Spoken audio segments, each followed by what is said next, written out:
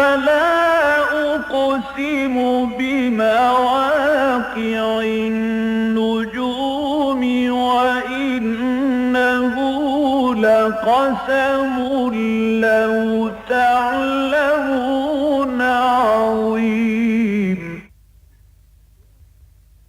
إنه لقرآن كريم في كتاب مكنون لا يمسه إلا المطهرون تنزيل من رب العالمين.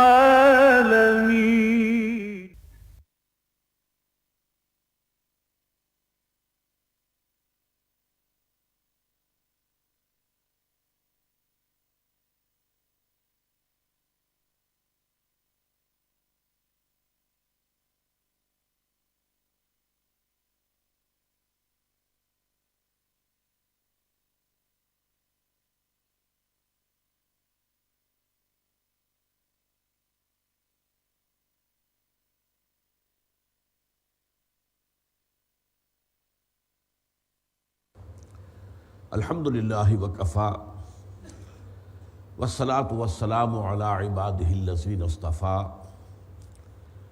خصوصاً علی افضلہم وخاتم النبیین محمد الامین وعلی آلہ وصحبہ اجمعین. اما بعد فقد قال اللہ تبارک وتعالی کما ورد فی سورۃ المائدہ اعوذ باللہ من الشیطان الرجیم بسم اللہ الرحمن الرحیم یا ایھا الذین آمنوا لا تحرموا طیبات ما احل اللہ لکم ولا تعتدوا ان اللہ لا يحب المعتدین وکلوا مما رزقکم اللہ حلالا طیبا واتقوا اللہ الذی انتم بہ مؤمنون لا يؤاخذکم اللہ باللغو فی ایمانکم ولکن یؤاخذکم بما عقدتم الایمان فکفارتہ اطعام 10 مساکین من اوسط ما تطعمون اہلیکم او کسوتہم او تحریر رقبہ فمن لم یجد فصیام 3 ایام ذلک کفارۃ ایمانکم اذا حلفتم واحفظوا ایمانکم کذلک یبین اللہ لکم آیاتہ لعلکم تشکرون. یا ایھا الذین آمنوا انما الخمر والمیسر والانصاب والازلام رجس من عمل الشیطان فاجتنبوه لعلکم تفلحون. انما يريد الشیطان ان یوقع بینکم العداوۃ والبغضاء فی الخمر والمیسر ویصدکم عن ذکر اللہ وعن الصلاۃ فهل انتم منتہون واطیعوا اللہ واطیعوا الرسول واحذروا فإن تولیتم فاعلموا انما علی رسولنا البلاغ المبین. لیس علی الذین آمنوا وعملوا الصالحات جناح فیما طعموا اذا ما اتقوا وآمنوا وعملوا الصالحات ثم اتقوا وآمنوا ثم اتقوا واحسنوا واللہ يحب المحسنین. صدق اللہ العظیم. رب اشرح لی صدری ویسر لی امری واحلل عقدۃ من لسانی یفقہوا قولی. اللہم ربنا الہمنا رشدنا واعذنا من شرور انفسنا. اللہم ارنا الحق حقا وارزقنا اتباعہ وارنا الباطل باطلا وارزقنا اجتنابہ آمین یا رب العالمین. یا ایھا الذین آمنوا لا تحرموا طیبات ما احل اللہ لکم. اے ایمان والو یا اے ایمان کے دعوے دارو، جیسا کہ بارہا میں نے کہا ہے یہ یا ایھا الذین آمنوا کا جو صیغہ خطاب کا ہے یہ مسلمانوں کے لیے عام ہے، مومنین صادقین کے لیے بھی، منافقین کے لیے بھی. یہ دیکھنا ہوتا ہے سیاق و سباق سے کہ یہاں خطاب کس سے ہو رہا ہے.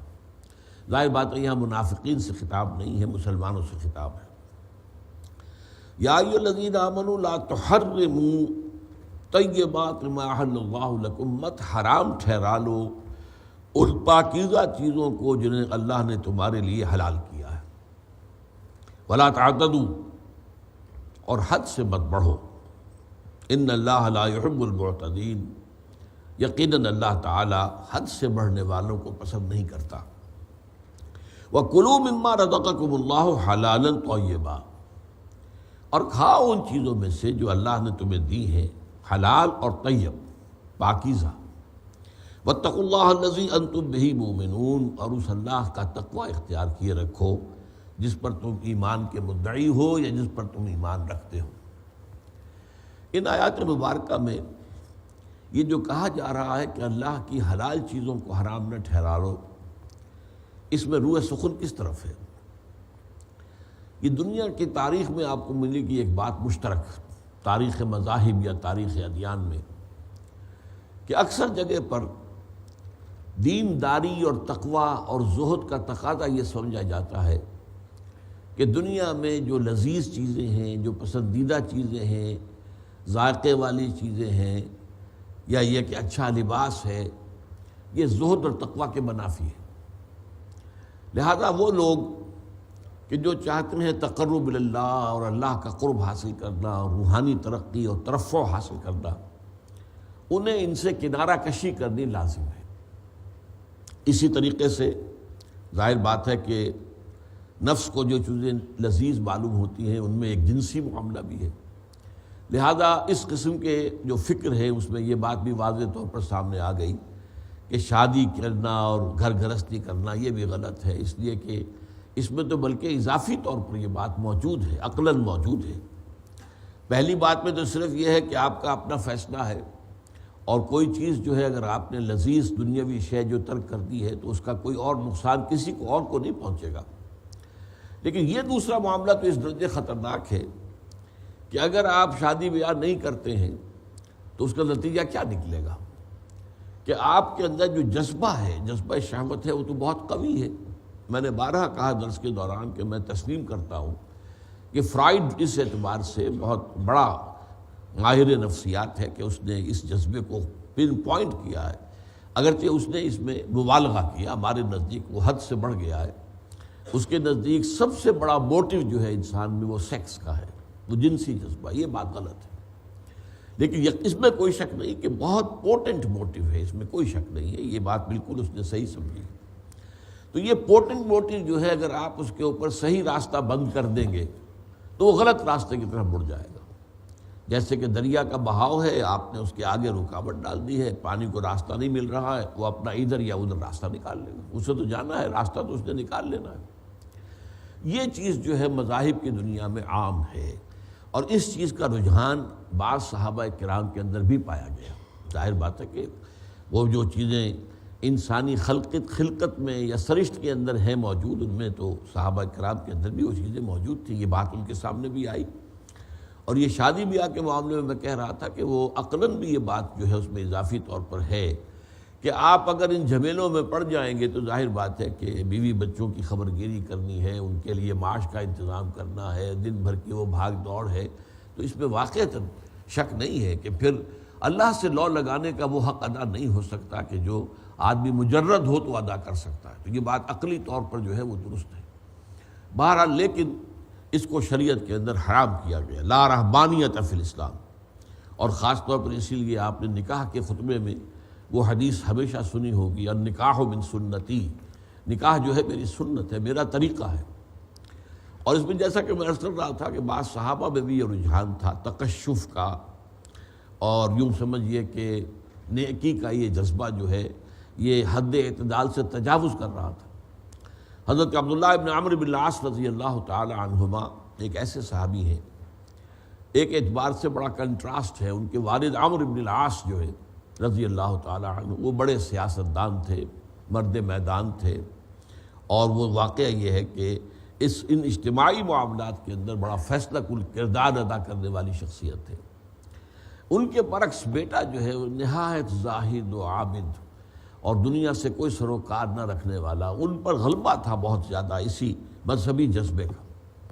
ان کے بارے میں حضور کو خبر دی گئی کہ وہ تو ساری رات نماز پڑھتے ہیں اور ہر روز روزہ رکھتے ہیں، انہیں اپنے اہل خانہ سے کوئی سروکار ہے ہی نہیں، بیوی سے کوئی تعلق ہی نہیں۔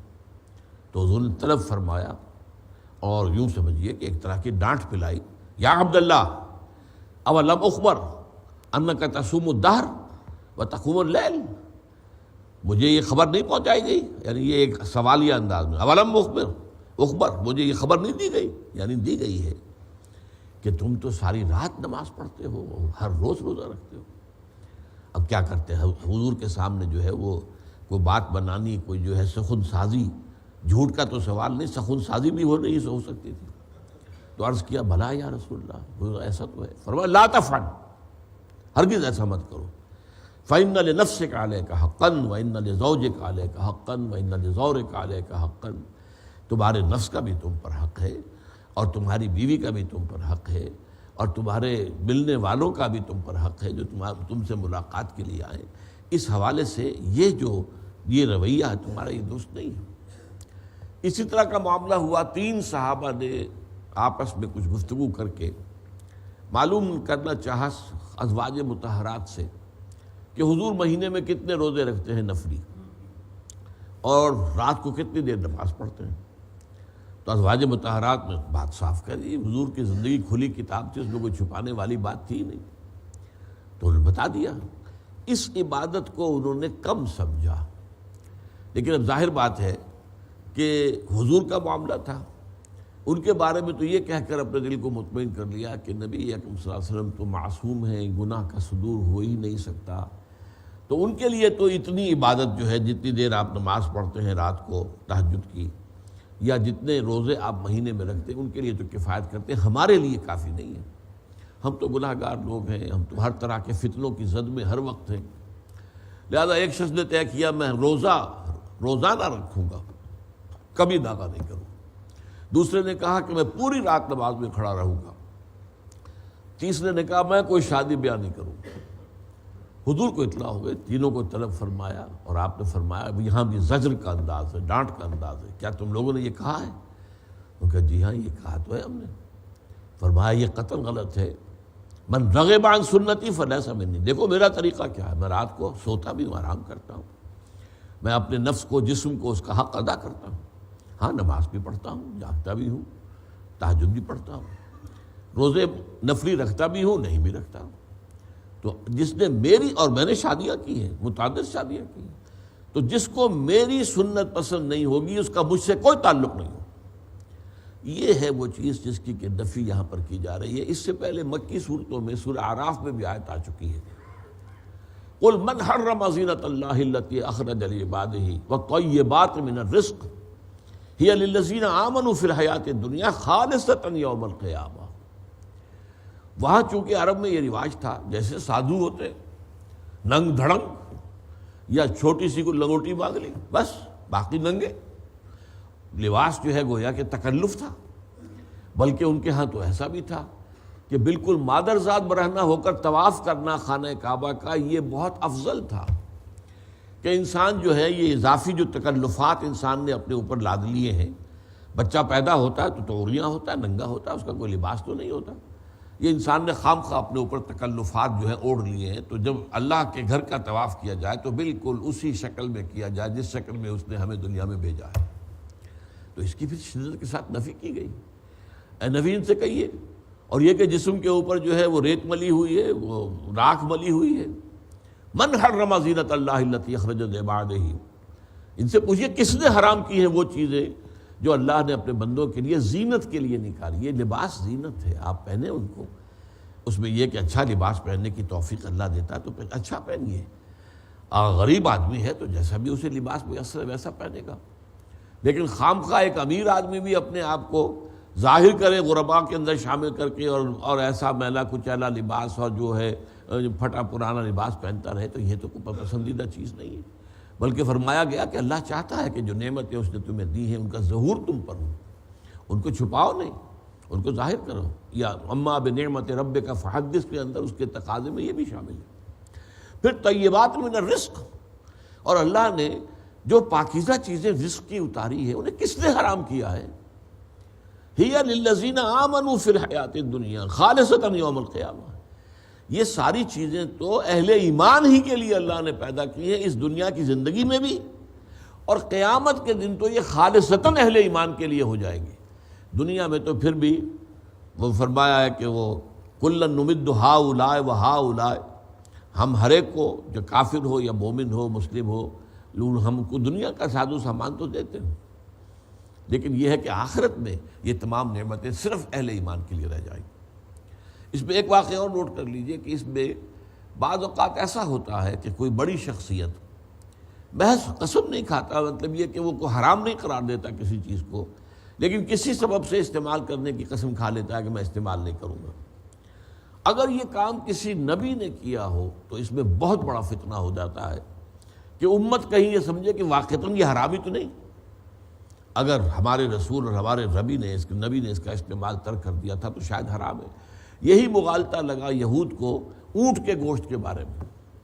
حضرت یعقوب علیہ السلام کو نقرس یعنی گاؤٹ اس کی تکلیف تھی، جوڑوں کا جو درد ہوتا ہے، اور اس میں اس وقت کے لوگوں کو بھی معلوم تھا کہ یہ بڑا گوشت جو ہے یہ نقصان دہ ہوتا ہے، یہ اس بیماری کو ایگریویٹ کرتا ہے، بڑھاتا ہے، تو وہ اونٹ کا گوشت نہیں کھاتے تھے۔ اب اسے سمجھا یہودیوں نے کہ اونٹ کا گوشت حرام ہے، اور حضور پر اور مسلمانوں پر اعتراض کیا کہ تم لوگ اونٹ کا گوشت کھاتے ہو، حالانکہ یہ تو شریعت موسوی میں حرام ہے۔ اس پر قرآن مجید میں وہ آیت آئی ہے کہ قل فاتو التورات، لاؤ تورات، پڑھو دکھاؤ کہاں اس کو حرام لکھا گیا۔ یہ تو یعقوب نے حرم علی نفسہ ہی اپنے اوپر اس کو حرام ٹھہرا لیا تھا۔ حرام کا لفظ وہاں آیا ہے اس معنی میں کہ نہیں استعمال کرنا۔ یہی معاملہ سورہ تحریم کی پہلی آیت میں آیا ہے، یا ایھا النبی لم تحرم ما احل اللہ لک تبتغی مرضات ازواجک، اے نبی آپ کیوں اپنے اوپر حرام ٹھہرائیں وہ چیز جو اللہ نے اس کا آپ کے لیے حلال کی ہے۔ ایک خاص قسم کا شہد تھا جو حضور کی ازواج میں سے کسی ایک کے پاس ہدیتاً کہیں سے آ گیا۔ جب حضور شام کا وقت جو آپ کا تھا عصر سے مغرب کے مابین آپ ایک راؤنڈ لیا کرتے تھے، تمام ازواج مطہرات کے پاس جاتے تھے تھوڑی تھوڑی دیر، 5-7 منٹ سب کے ساتھ مل کر، پھر مغرب کی نماز ادا کرتے تھے۔ تو ان کے پاس گئے، انہوں نے شہد پیش کر دیا، تو آپ کو اس کے نوش فرمانے میں ذرا معمول سے زیادہ وقت لگ گیا۔ اب چہ میں گوئیاں ہو گئیں ازواج کے مابین، یہ کیا بات ہوئی ہے، آج ان کے ہاں وقت جو ہے زیادہ لگا ہے۔ بہرحال وہ جو بھی کچھ تھی حضور کی ازواج تھی، اور اس میں لیکن یہ کہ بہرحال سوکناپا ایک ایسی چیز ہے کہ اس کے اندر کوئی غیرت کا معاملہ آ جاتا ہے۔ تو وہ اب گئے جب تو کہا کہ اچھا، اب دوسری جگہ گئے، دوسری جن کے درمیان یہ بات ہوئی تھی کہ یہ بات کیا ہو رہی ہے، تو حضور کے کہا انہوں نے آپ کے منہ میں سے مسخر کی بو آ رہی ہے۔ حضور سمجھ گئے یہ جو میں وہ خاص شہد کے اندر کوئی ہیک ہوتی تھی کہ یہ اصل میں مجھے متنبع کیا جا رہا ہے کہ یہ آپ جو ہے اپنی زوجہ محترمہ کے ہاں یہ شہد کھا رہے، آپ نے قسم کھا لی آئندہ نہیں کھاؤں۔ تو اس کے اوپر اللہ تعالیٰ کی طرف سے گرفت ہو گئی، لم تحرم ما احل اللہ لک تبتغی مرضات ازواجک، کیوں آپ حرام ٹھہرا رہے ہیں اپنے لیے جو چیز اللہ نے آپ کے لیے حلال ٹھہرائی۔ آپ اپنی بیویوں کی رضا جوئی میں اللہ کی حلال شے کو حرام کر رہے ہیں اپنے اوپر۔ تو یہ بات ہے جو یہاں کہی گئی ہے، یا ایھا الذین آمنوا لا تحرموا طیبات ما احل اللہ لکم۔ میں دیکھ رہا تھا حضرت شیخ الہند نے یا مولانا شبیر العثمانی نے یہاں طیبات کے لفظ میں اس جگہ پر لذیذ کا ترجمہ کیا، یعنی اگر دنیا کی لذتیں بھی ہیں اور وہ ظاہر بات ہے کہ انسان کو مرغوب ہوتی ہے، تو اگر حلال ذریعے سے وہ چیز لذیذ شے مل رہی ہے اور اس کے لیے کوئی شریعت کا حکم نہیں توڑا ہے، کوئی خلاف ورزی نہیں کی ہے، تو کون روکتا ہے اس سے؟ ہاں ایک معاملہ البتہ ہے، اور وہ یہ ہے کہ اقامت دین کی جد و جہد میں کوئی شخص لگ جائے۔ اب ظاہر بات ہے اسے وقت اپنا لگانا ہے اس جد و جہد میں، دعوت و تبلیغ میں، اور بھی جو بھی تحریکی معاملات ہیں۔ اب اس میں یقیناً پھر اسے اپنا معاش کا معاملہ جو ہے کم کرنا پڑے گا، اس لیے کہ وقت جو ہے وہ تو اتنا ہی ہے، وقت کو آپ کتنا کھینچیں گے، اس میں سے ایک بڑا حصہ آپ نے نکال دیا ہے دین کی خدمت کے لیے، تو اب اپنے لیے اور اپنے اہل و عیال کے لیے کسب معاش کے لیے وقت کم ہوتا چلا جائے گا۔ بلکہ جیسے جیسے وہ تحریک آگے بڑھے گی اور تصادم کے مراحل آئیں گے، تو ظاہر بات ہے کہ اس وقت تو آپ کو پیٹ پر پتھر باندھنے پڑ جائیں گے۔ یہ بالکل دوسری شے ہے، اس کا اس سے معاملہ نہیں ہے۔ روحانی ترفع کے لیے یہ جو رہبانیت کا نظام ہے، اس کی بنا پر لذیذ چیزوں کو، اچھی چیزوں کو اپنے اوپر حرام ٹھہرا لینا، یہ چیز جو ہے شریعت میں اس کی اجازت نہیں ہے، لا رہبانیت فی الاسلام۔ لیکن اس جد و جہد کے اندر تو ظاہر بات ہے وہ وقت بھی آیا ہے کہ 3 وقت سے جو ہے فاقے تھے غزوہ احزاب میں، 3 دن سے یا 3 وقت سے، اور یہ کہ لوگوں نے، صحابہ نے اپنے پیٹوں پر پتھر باندھے ہوئے تھے، کس کر اپنی چادروں کے ساتھ، تاکہ کمر دوہری نہ ہو جائے۔ اور یہ جب حضور کی خدمت میں حاضر ہوئے اور عرض کیا کہ یہ حالت ہو گئی ہے ہماری فاقوں سے، تو حضور نے اپنا کرتا اٹھا کر دکھایا، وہاں 2 پتھر بندھے ہوئے تھے۔ یہ بالکل دوسری چیز ہے۔ ایک ہے رہبانیت کے نقطہ نظر سے ترک لذائذ، ایک ہے اقامت دین کی جد و جہد کی مجبوریوں اور مشغولیتوں کی وجہ سے دنیا کے اندر جو چیزیں اچھی ہیں اور جو مباح ہیں، حلال ہیں، حرام تو نہیں ہیں، ان کا دائرہ انسان پر تنگ ہوتا چلا جائے، یہ بالکل دوسری بات ہے۔ ان دونوں کے اندر خلط مبحث نہیں ہونا چاہیے۔ ولا تعتدوا، اور حد سے مت بڑھو۔ حد سے بڑھنا یہ بھی ہے کہ اللہ کی حلال شے کو آپ نے حرام کر دیا۔ آپ کون ہوتے ہیں؟ تحریم اور تحلیل تو اللہ کا اختیار ہے، گویا کہ آپ اللہ کے اختیارات کے اندر اپنے آپ کو شامل کر رہے ہیں۔ پھر یہ بھی ہے کہ حلال چیزوں کے استعمال میں بھی ایک ہے کہ اعتدال جو ہے وہ پیش نظر رہنا چاہیے۔ والقصد فی الفقر والغنا، چاہے تنگ دستی ہو اور چاہے ہاتھ فراخ ہو اور کافی انسان کے پاس سہولت موجود ہو، پھر بھی درمیانی روش اختیار کرے۔ یہ جو ہے ایک حد کے اندر رہنا، چنانچہ یہی مضمون دوسری جگہوں پر آتا ہے کہ کلوا واشربوا ولا تسرفوا، کھاؤ پیو ٹھیک ہے لیکن اسراف مت کرو، حد سے نہ بڑھو۔ ایک سالن روٹی کافی ہے اور تم کئی ڈشز جو ہے وہ بنا رہے ہو، کئی جو ہے وہ کورسز کے ڈنرز جو ہے کھائے جا رہے ہیں، تو یہ چیزیں جو اسراف کے اندر شامل ہیں۔ کپڑے کے 1-2 جوڑے ہیں وہ کافی کفایت کر جائے گی، لیکن یہ ہے کہ پورے وارڈروب بھرے ہوئے ہو کپڑوں کے ساتھ، تو یہ چیز اسراف میں شامل ہے۔ حرام تو نہیں ہے لیکن اسراف میں ہے۔ ولا تعتدوا ان اللہ لا يحب المعتدین، اللہ تعالیٰ کو ہرگز پسند نہیں ہے حد سے بڑھنے والے۔ وَكُلُوا مِمَّا رَزَقَكُمُ اللَّهُ حَلَالًا طَيِّبًا، اور کھاؤ اس میں سے جو اللہ نے تمہارے رزق دیا ہے تمہیں، حلال اور طیب۔ حلال تو وہ چیز کہ جس کی حرمت ثابت نہ، وہ حلال ہے، مباح ہے، اور طیب یہ ہے کہ پاکیزہ ہو۔ مثلا یہ کہ ایک شے اصلاً تو حلال ہے لیکن فرض کیجئے مس گئی ہے، وہ گل سڑ گئی ہے، اب وہ طیب نہیں رہی ہے، ویسے وہ حرام تو نہیں ہے، لہذا یہاں پر ترجمہ کیا پاکیزہ۔ لفظ ایک ہی ہے لیکن ترجموں کے اندر فرق کیا ہے، وہاں پر ایمفیسائز کرنے کے لیے کہ دنیاوی لذتیں بھی حرام نہیں ہیں، البتہ یہ کہ وہ حلال کے دائرے کے اندر ہو اور وہ واقعتاً آپ کے پاس اس کے لیے گنجائش موجود ہو، اللہ کا حق یعنی اقامت دین کی جد و جہد کے جو تقاضے ہیں ان کو پورا کرتے ہوئے۔ یہاں پر حلالً طیبا، حلال بھی ہو اور پاکیزہ بھی ہو۔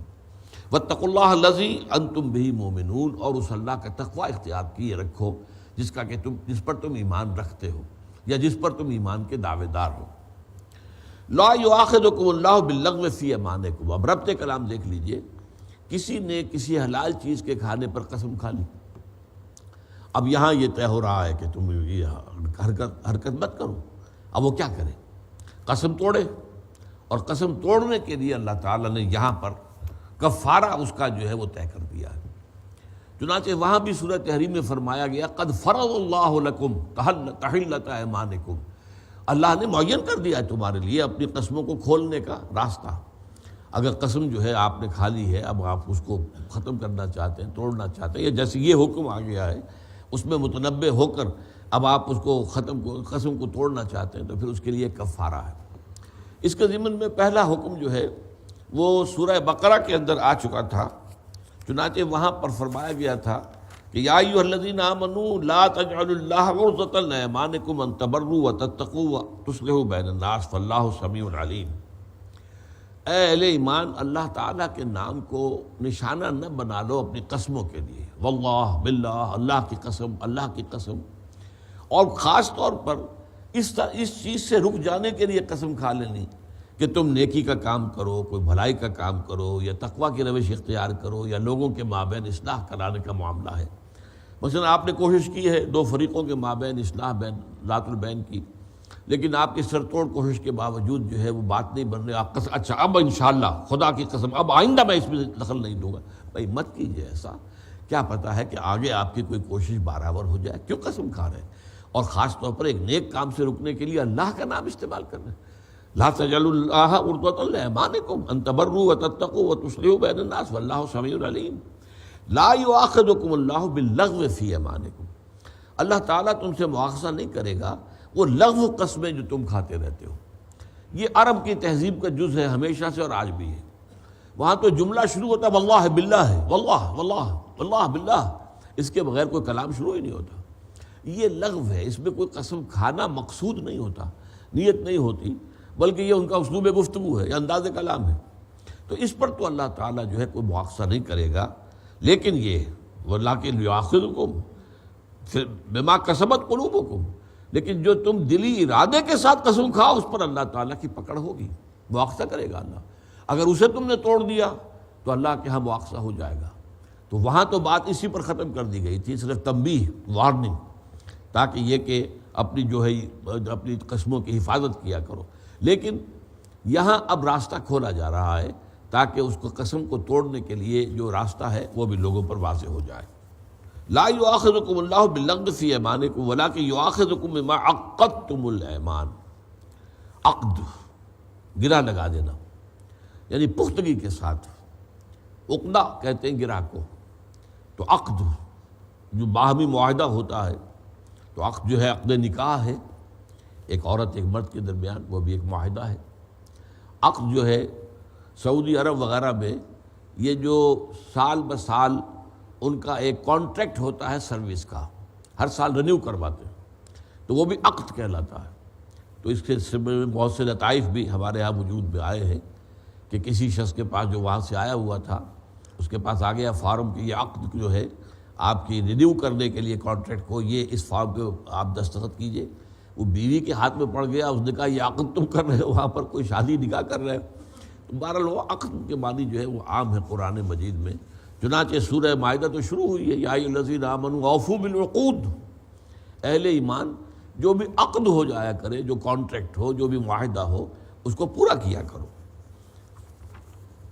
فَكَفَّارَتُهُ اِطْعَامُ عَشَرَةِ مَسَاكِينَ مِنْ أَوْسَطِ مَا تُطْعِمُونَ أَهْلِيكُمْ، تو اس کا کفارہ یہ ہے کہ تم کھانا کھلاؤ 10 مسکینوں کو اس اوسط طرح کا کھانا جو تم اپنے اہل و عیال کو کھلاتے ہو، جو بھی تمہارے ہاں جو بھی ایک معیار معین ہے گھر میں کھانے کا، اسی معیار کا کھانا 10 مساکین کو کھلایا جائے۔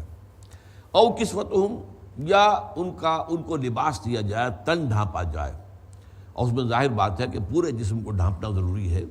کرتا اور پاجامہ اگر ہو، ہمارے حساب سے شلوار ہو، یا یہ کہ عربوں کے حساب سے تہبند ہو اور چادر ہو۔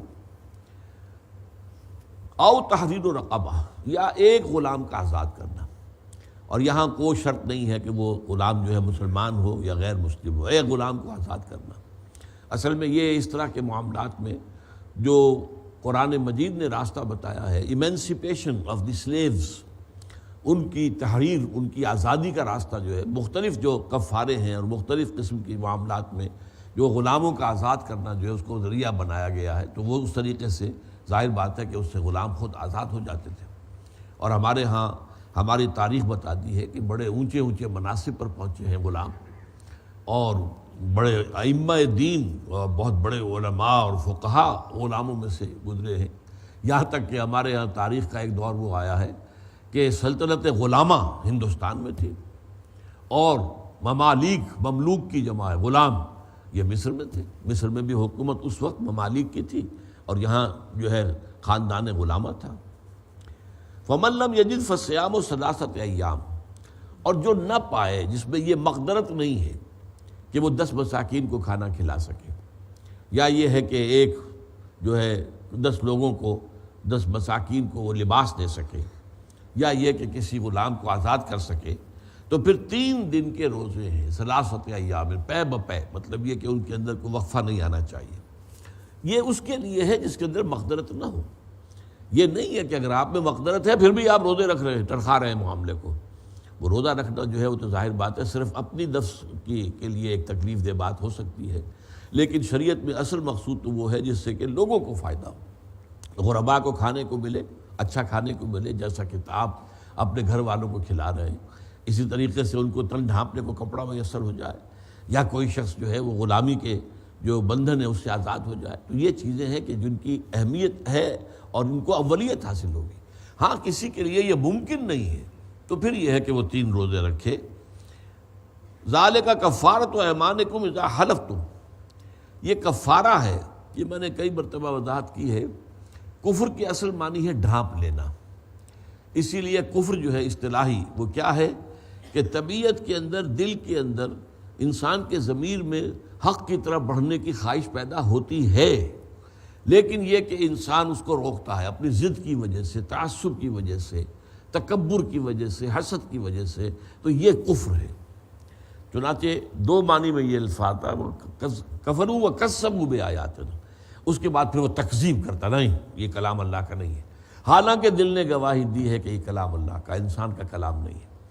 اور فطرت انسانی جو ہے، وہ روح ربانی جو انسان کے قلب کے اندر ہے، اگر وہ بالکل مری نہیں ہے تو وہ گواہی دیتی ہے اور وہ کہتی ہے کہ ایمان لاؤ، لیکن وہ ضد، ہٹ دھرمی، تعصب اور اس میں تکبر، یہ جب معنی آتے ہیں تو پھر یہ دوہرا کفر ہو جاتا ہے کہ کفر بھی ہوا کہ حق کی گواہی جو اندر سے ابھر رہی تھی اسے دبا دیا، چھپا دیا، اور پھر اگلا اس سے بھی زیادہ یہ ہے کہ انہوں نے پھر جھٹلایا یہ اللہ کا کلام نہیں ہے۔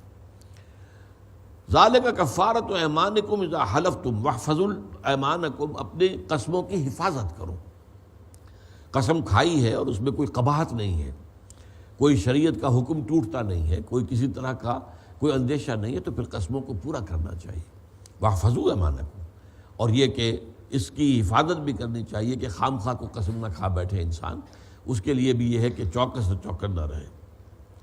کذالک یبین اللہ لکم آیاتہ لعلکم تشکرون، اس طریقے سے اللہ تعالیٰ واضح کر رہا ہے تمہارے لیے اپنی آیات کو تاکہ تم شکر کر سکو۔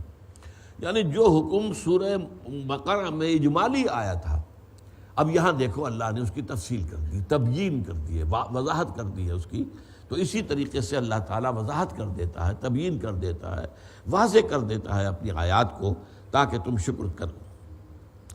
یا ایھا الذین آمنوا انما الخمر والمیسر والانصاب والازلام رجس من عمل الشیطان فاجتنبوہ لعلکم تفلحون، اے ایمان والو یا اے ایمان کے دعوے دارو، یقیناً شراب اور جوا اور تھان اور پانسے یہ گندے کام ہیں شیطان کے اعمال میں سے، فاجتنبوہ، تو اس سے باز رہو، لعلکم تفلحون، تاکہ تم فلاح پاؤ۔ انما یرید الشیطان ان یوقع بینکم العداوۃ والبغضاء فی الخمر والمیسر، شیطان تو یہی چاہتا ہے کہ تمہارے مابین دشمنی اور بغض پیدا کر دے شراب کے ذریعے اور جوئے کے ذریعے، ویصدکم عن ذکر اللہ، اور تمہیں روکے اللہ کے ذکر سے، وعن الصلاۃ، اور نماز سے، فہل انتم منتہون، تو باز آتے ہو یا نہیں۔ شراب کے ضمن میں، حرمت کے ضمن میں یہ آخری حکم ہے جو بہت زوردار الفاظ میں آیا۔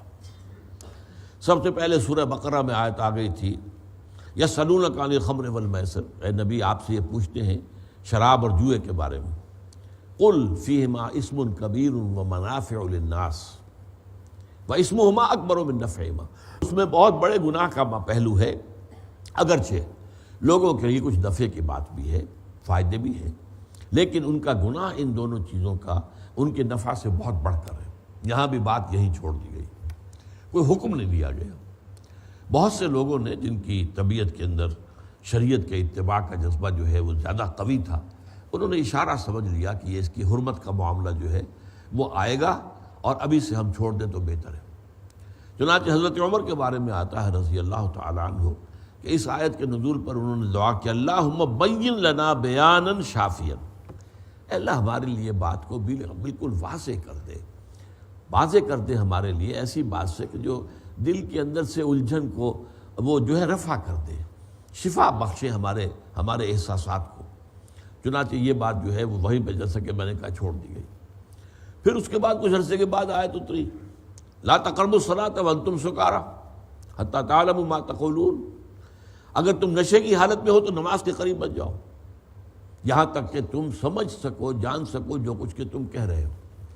ظاہر بات ہے کہ شراب کے نشے میں تو انسان کا کنٹرول نہیں رہتا، وہ جو ہائر سینٹرز ہیں برین کے، سینٹرل نروس سسٹم کے، وہ تو اس وقت پیرالائز ہو چکے ہوتے ہیں، تو اس وقت انسان کی زبان کیا کہہ رہی ہے اس کا ذہن نہیں سمجھ پائے گا، اور وہ کہنا شاید اپنے ذہن میں کچھ اور چاہ رہا ہو لیکن زبان کچھ اور بک رہی ہوگی۔ تو یہ شکل جو ہے اس کو جب تک کہ یہ کیفیت ہو تو نماز کے قریب مت جاؤ، لا تقربوا الصلاۃ وانتم سکارى۔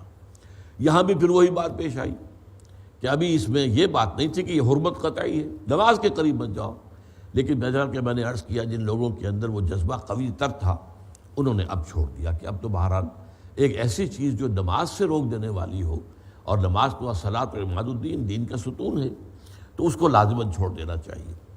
لیکن اس وقت پھر دوبارہ حضرت عمر سے مروی ہے، پھر انہوں نے وہی دعا کی، اللہم بین لنا بیانا شافیا، اے اللہ ہمارے لیے ایک بالکل واضح بات جو ہے وہ بیان فرما دے، اس کی توضیح کر دے، تبیین کر دے۔ اس کے بعد اب یہ آیت ہے۔ ان آیات میں جس طریقے سے جو انداز اختیار کیا گیا ہے، ہمارے ہاں کے بعض جدید دانشور کہتے ہیں حرام کا لفظ تو نہیں آیا، تو میں نے ایک ٹی وی مذاکرے میں کہا تھا وہ تو زنا کے لیے بھی نہیں آیا۔ کہاں قرآن میں حرم علیکم الزنا، لا تقربوا الزنا، زنا کے قریب تک نہ پھٹکو۔ اب اس کا کوئی بھی تعویل آدمی کر لے، جہاں زنا ہو رہا ہو وہاں سے ذرا بچ کر جاؤ، وہاں مت جاؤ، یہ معنی ہو سکتے ہیں۔ لیکن یہ کہ اصل میں جو قرآن مجید کا اسلوب بیان ہے وہ بتاتا ہے۔ یہاں جو شدت پیدا ہوئی ہے کہ یقیناً شراب اور جوا، انصاب اصل میں تھانوں کو کہتے تھے، ستھان جہاں پر جا کر قربانی پیش کی جاتی تھی، یا یہ کہ یا تو وہاں پر کوئی بت نصب ہوتا تھا، یا یہ کہ ویسے ہی وہ جگہ جو ہے سمجھی جاتی تھی کہ متبرک ہے، وہاں پر جا کر قربانیاں دی جائیں۔ اور ازلام کہتے تھے تیروں کو، وہ تیروں کے ذریعے سے بھی، یہ بھی ایک طرح کا جوا تھا، جیسے لاٹری ہوتی ہے تو وہ تیروں کے ذریعے سے بھی فال نکالتے تھے اور لاٹری جو ہے اس کا فیصلہ کرتے تھے۔ اور حبل جو ان کا ایک دیوتا تھا، اس کے پاس وہ ایک رکھے رہتے تھے 6-7 تیر، ایک اس میں برتن کہہ لیجیے جو بھی کہیں کسی، اور وہاں سے پھر یہ ہے کہ جو وہاں معلوم کرنا چاہتے تھے فال گیری، فال نکالنے کے لیے وہ آ کر حبل کا جو ہوتا تھا پجاری، اس کی مٹھی گرم کرتے تھے اور پھر کہتے تھے اس معاملے میں حبل سے ہمارے لیے فیصلہ دے دیجئے۔ پھر وہ تیر نکالتا تھا، تیر پہ مختلف الفاظ لکھے ہوئے، ہاں جائز ہے، ناجائز ہے، یہ ہے وہ ہے، اس کے مطابق فیصلہ کرتے تھے۔ تو یہ بھی گویا کہ ایک طرح کے جوئے کی قسم تھی، لیکن یہ کہ فال گیری والا معاملہ بھی اس میں آ جاتا تھا۔ جوئے میں تو یہ ہے کہ ایک کوئی معین جو ہے وہ فائدہ اٹھانا مقصود ہے مالی، لیکن یہ کہ یہاں پر اور معاملات کے اندر بھی فال نکالنا اور اس کے ذریعے سے طے کرنا معاملات کو۔ انما الخمر والمیسر والانصاب والازلام رجس من عمل الشیطان، یہ شیطانی اعمال ہیں اور گندے ہیں، ناپاک ہیں، رجس ہیں۔ فاجتنبوہ، اجتناب کرو اس سے، لعلکم تفلحون، تاکہ تم فلاح پاؤ۔ انما یرید الشیطان ان یوقع بینکم العداوۃ والبغضاء، یہ تو شیطان ہے جو چاہتا ہے کہ تمہارے مابین فساد پیدا کرے، لڑائی جھگڑا پیدا کرے اور تمہیں لڑا دے اور تمہارے اندر بغض پیدا کر دے، شراب کے ذریعے سے اور جوئے کے ذریعے سے۔ شراب میں تو ظاہر بات ہے آدمی اپنے ہوش میں نہیں ہے، حواس میں نہیں ہے، کیا بک بیٹھا، اس سے لڑائی ہو گئی۔ اب وہ لڑائی جو ہوئی ہے جس طرح کی ہوگی پھر شرابیوں کے مابین، پھر یہ کہ شراب کا نشہ اتر جانے کے بعد بھی پھر اس کے اثرات رہتے ہیں۔ اس نے یہ بات کہہ دی تھی مجھے، اب وہ اس کے بنا پر جو ہے وہ بغض جو ہے وہ مستقل طور پر دل میں پیدا ہو جائے گا کہ چاہے اس نے نشے میں کہی تو ہے نا، آخر اس کے دل میں تھی تب بات یہ نکلی ہے۔ تو اس طریقے سے مستقل جو ہے ان کے ہاں جنگیں چھڑ جاتی تھی جو نسل بعد نسل چلتی رہتی تھی۔ تو یہ جو شیطان اچھی طریقے سے جوئے کا معاملہ ہے۔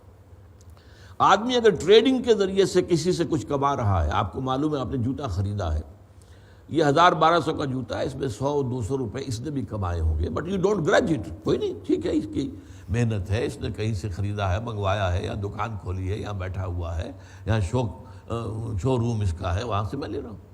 لیکن جوئے میں کیا ہوتا ہے، بلا کسی استحقاق کے کسی کو اچانک کوئی بات نکل آئی اور وہ سب کی رقم جو ہے اس کے پاس پہنچ گئی، تو آدمی جو ہے ایک حد تک ہوتی ہے برداشت کرتا رہتا ہے، لیکن اب ہو سکتا ہے کہ اسی میں غصہ آئے، طیش آئے، اور یہ ہوتا ہے، آپ دیکھتے ہیں پھر یہ کہ لڑائیاں جب ہوتی ہیں جواریوں کے مابین اس میں خون خرابہ ہوتا ہے۔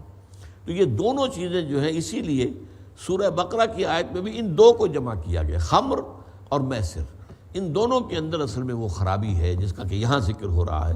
انما یرید الشیطان ان یوقع بینکم العداوۃ والبغضاء فی الخمر والمیسر۔ اب یہاں پر وہ دوبارہ وہ الفاظ نہیں لائے گئے انصاب اور ازلام، اس لیے کہ انصاب اور ازلام میں کوئی ایسا اندیشہ نہیں ہوتا لڑائی کا، دنگے کا، فساد کا، لیکن یہاں جو معاملہ ہے وہ لڑائی اور دنگے اور فساد اور بغض کا ہے۔ وَيَصُدَّكُمْ عَنْ ذِكْرِ اللَّهِ، اور وہ تو چاہتا ہے تمہیں اللہ کے ذکر سے دور رکھے، روکے رکھے۔ ظاہر بات ہے کہ آدمی شراب کے نشے میں ہے تو نماز پڑھنے سے ویسے ہی حکم دے دیا گیا کہ مت پڑھو، اور ویسے بھی انسان جو ہے نشے کی حالت میں کہاں اسے احساس ہوگا کہ نماز کا وقت آیا ہے اور یا نماز اب پڑھنی چاہیے۔ اسی طریقے سے جوئے کے اندر لگے ہوئے ہیں تو اس کا انہماک اس وقت اتنا ہوتا ہے، ایٹ سٹیک اتنا کچھ ہوتا ہے معاملہ کہ پھر اس کے لیے وہ نماز کے لیے، وہ عن الصلاح، نماز سے روکنے کے لیے اللہ تعالیٰ کے ذکر سے اور نماز سے تمہیں روکے اور تمہارے مابین دشمنی اور بغاوت اور بغض پیدا کر دے۔ فَهَلْ أَنْتُمْ مُنْتَهُونَ، تو تم باز آتے ہو کہ نہیں؟ اب ان الفاظ میں جو شدت ہے، جو زجر اور تنبیہ کا معاملہ ہے، اس میں ایک طرح کی ملامت بھی ہے کہ تمہیں پہلے ہی سمجھ جانا چاہیے تھا۔ جو بھی احکام اس سے پہلے آ گئے تھے، ٹھیک ہے، جنہوں نے پہلے سمجھ لیا ان کے درجات بہت بلند ہیں، جنہوں نے دوسرے مرحلے پر بات جان لی ان کا بھی ایک درجہ اونچا ہے، لیکن اب جو ہے معاملہ یہ آخری ہے، حتمی ہے، یہ فیصلہ کن ہے، اب اس کی حرمت کے بارے میں کسی شک و شبے کی گنجائش نہیں ہے۔ چنانچہ اس ضمن میں جو احادیث آئی ہیں، اصل میں وہ لوگ جو آج کل جدید دانشور جو مثلاً جو ایک صاحب ان میں سے کہتے ہیں کہ شراب پی کر جو ہے مدہوش ہو جانا، بے ہوش ہو جانا یہ حرام ہے، جس کو کہ ویسٹ میں بھی ڈرنکرڈ جن کو کہا جاتا ہے، بے تحاشا پئیں اور اس میں اپنے ہوش و حواس کھو بیٹھیں، لیکن یہ ہے کہ تھوڑی سی پی لینے کے اندر کوئی حرج نہیں ہے۔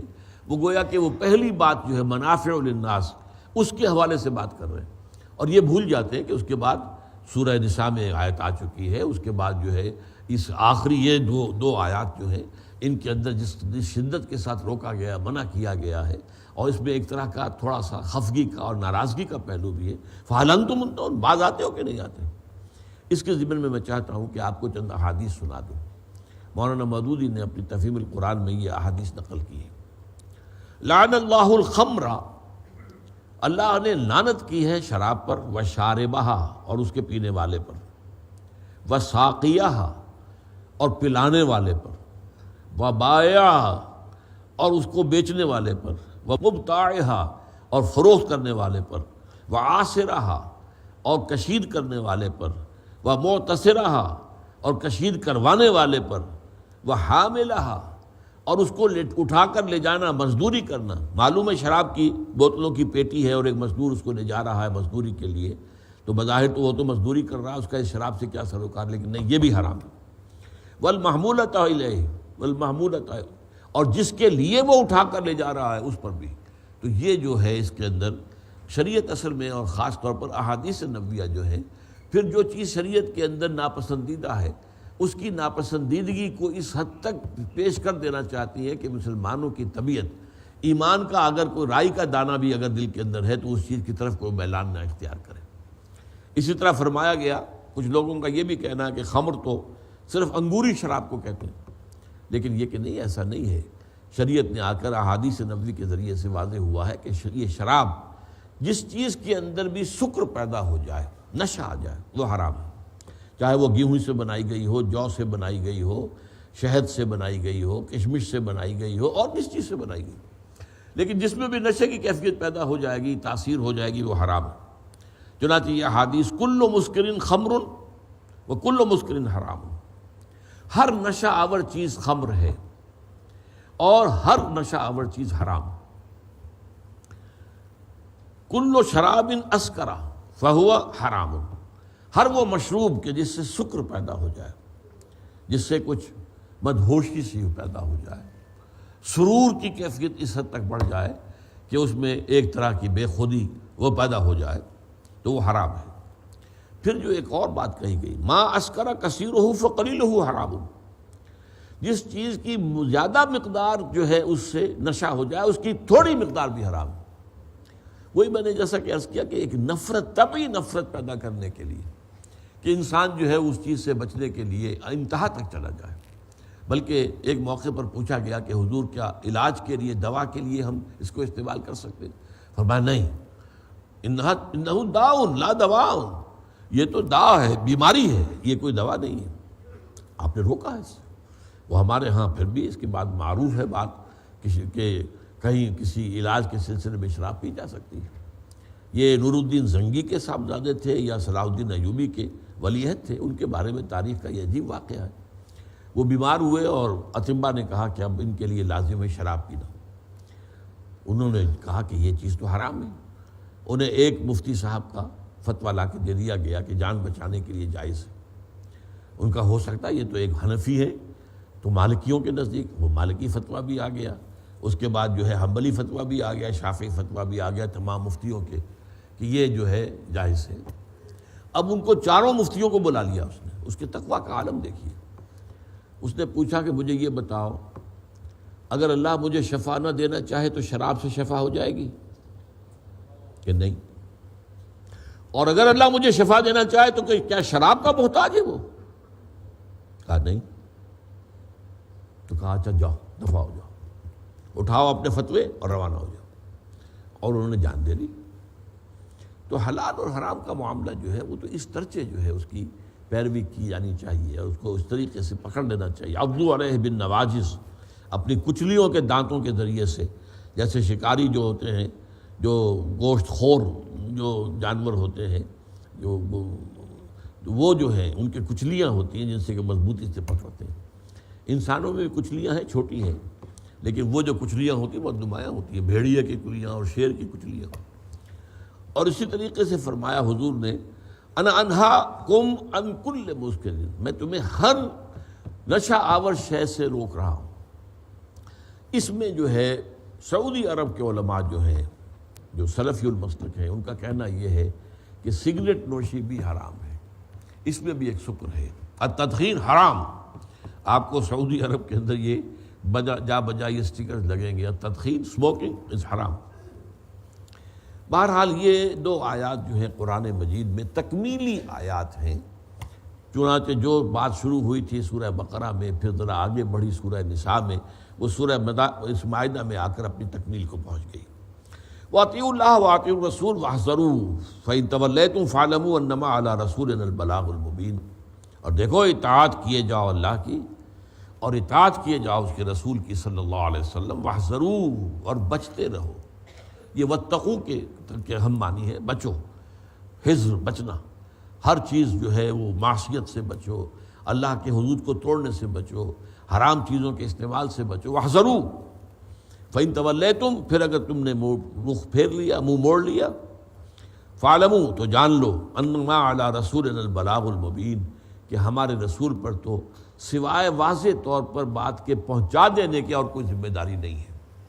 ہمارا حکم اس نے پہنچا دیا، اس کی ذمہ داری ختم ہو گئی۔ اب اس پر تم عمل کرتے ہو نہیں کرتے ہو، یہ سارا معاملہ تمہارا ہے، اس کی جزا یا سزا وہ تمہارے لیے ہوگی۔ اگر کماؤ گے نیکی تو اب تمہارے لیے، اور مزید کماؤ گے تو تمہارے لیے۔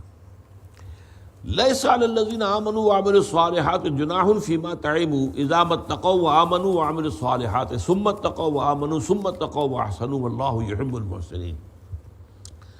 یہ آیت جو ہے قرآن مجید کی عظیم ترین آیات میں سے ہے، لیکن افسوس یہ ہے، مجھے اندازہ ہوا، کچھ میں نے دیکھی بعض تفاسیر کہ اس کا حق جو ہے وہ اکثر و بیشتر مفسرین نے ادا نہیں کیا، اس آیت کی جو عظمت متقاضی ہے جس چیز کی۔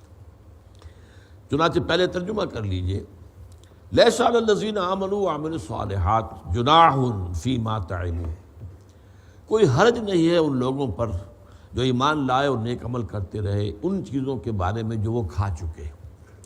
یعنی کسی شے کی حرمت کے اعلان سے پہلے اگر انہوں نے استعمال کیا ہے تو ظاہر بات ہے کہ اس پر کوئی مواخذہ نہیں ہے، کوئی حرج نہیں۔ یہ اصل میں تشویش پیدا ہوئی تھی شدید کہ شراب رجس ہے، نجس ہے، اتنی حرام شے ہے تو ہم تو پیتے آ رہے ہیں۔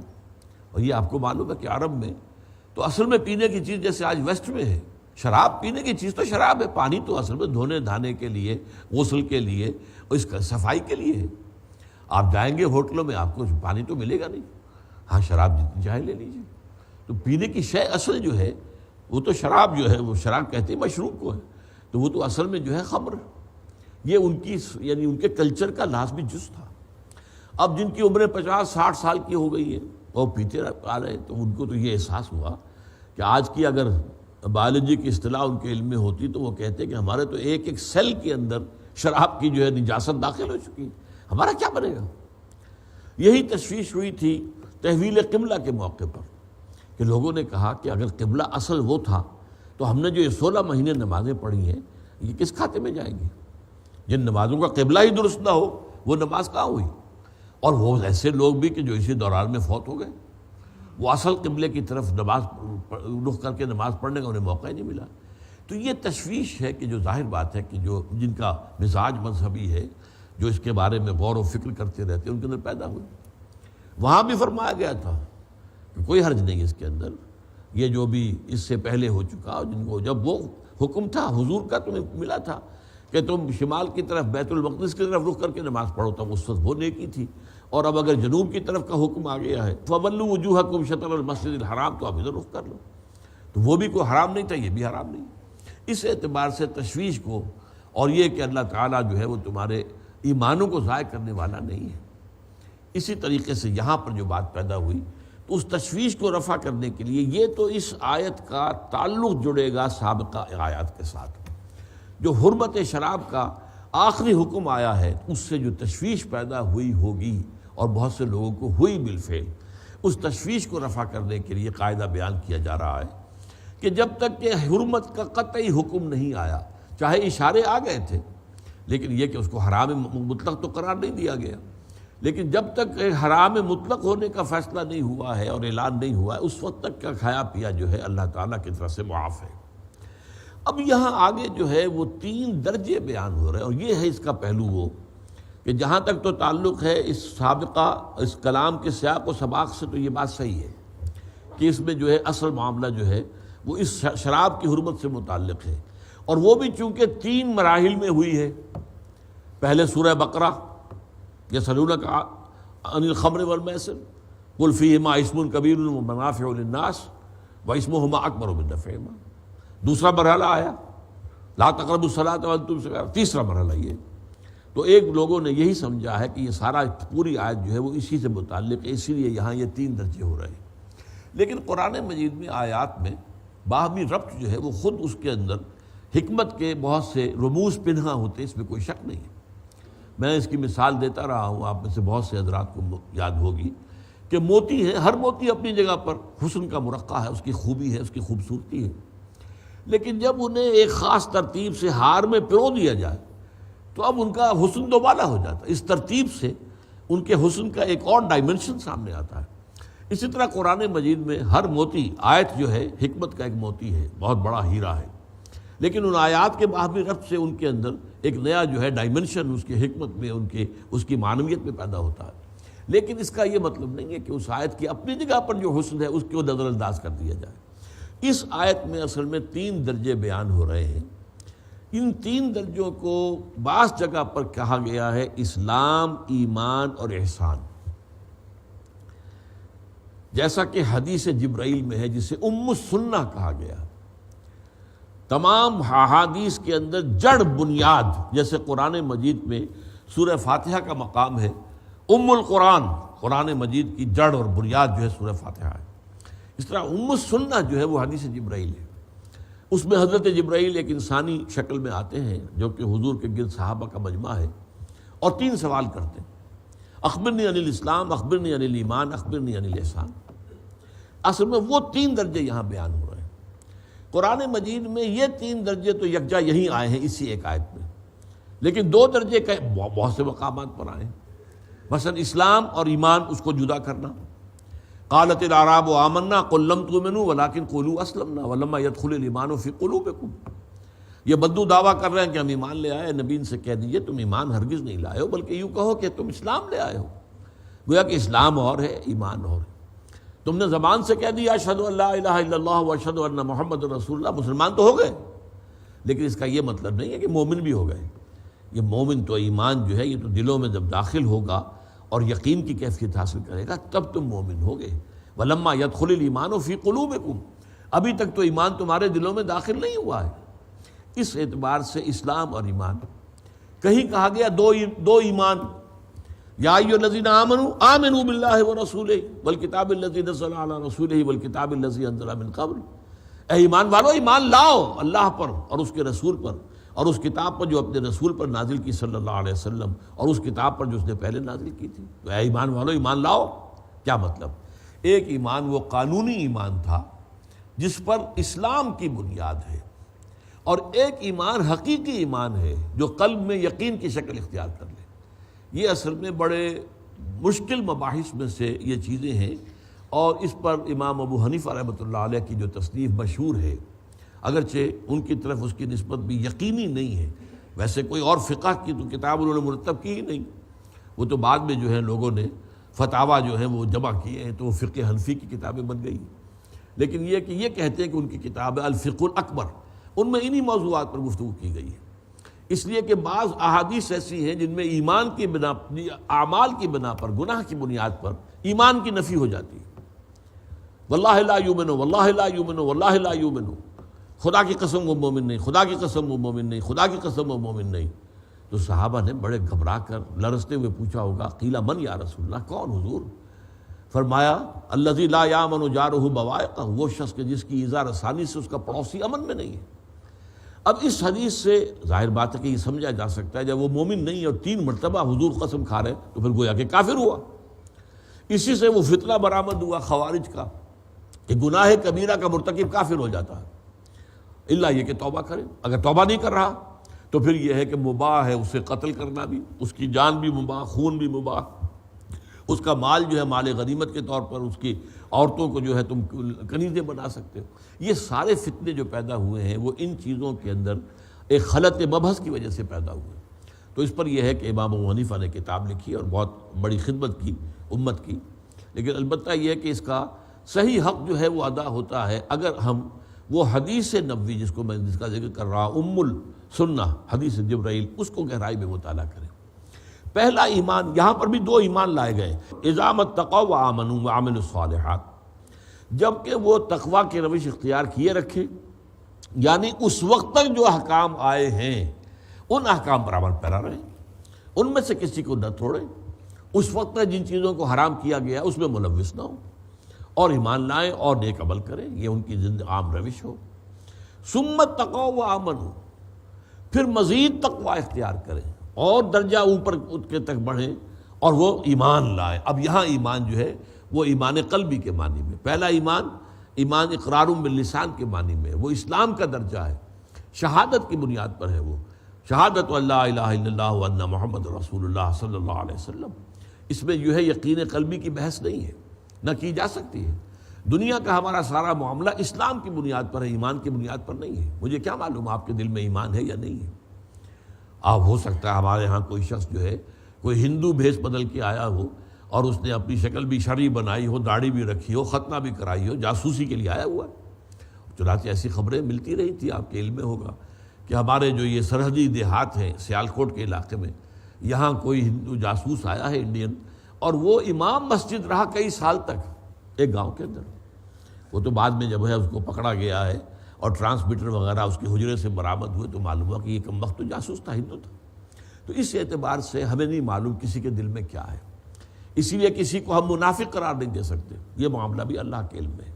حضور صلی اللہ علیہ وسلم کے علم میں ہوتا تھا بنائے وحی، ہم میں سے کوئی شخص جو ہے اس کا مختار نہیں ہے، اسے اس کا اختیار نہیں ہے کہ وہ کسی کو منافق قرار دے۔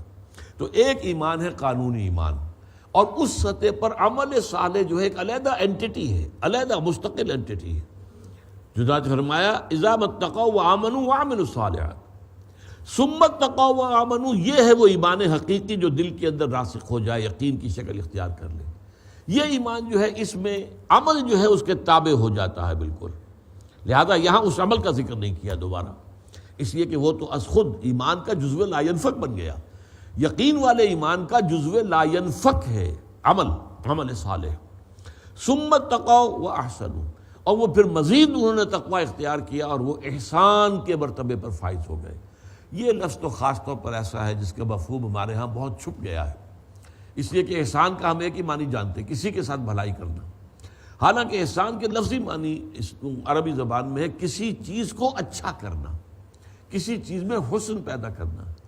آپ اپنے اسلام میں حسن پیدا کریں، اچھا اسلام، خوبصورت اسلام، آپ کا کردار، آپ کے اخلاق، آپ کے تمام معاملات اتنے اچھے ہوں کہ ان کو دیکھ کر انسان اسلام کا گرویدہ ہو جائے۔ تو احسان کیا ہے؟ اب اس پر انشاءاللہ تعالیٰ گفتگو مزید بھی جاری رہے گی، اس لیے کہ اب وقت ختم ہو چکا ہے۔ واللہ یحب المحسنین، اور اللہ تعالیٰ جو ہے وہ تو محبت کرتا ہے محسنین سے، جو اس درجے پر فائز ہو جائے۔ ایک ہے اسلام کا درجہ، ایک ہے ایمان کا درجہ، دلی یقین والا ایمان، اور ایک پھر احسان ہے۔ اس پر انشاءاللہ گفتگو مزید بھی آئندہ جو بھی ہوگا اگلے مہینے کا پہلا اتوار اس میں ہوگی۔ بارک اللہ لی و لکم فی القرآن العظیم ونفعنی وإیاکم بالآیات والذکر الحکیم۔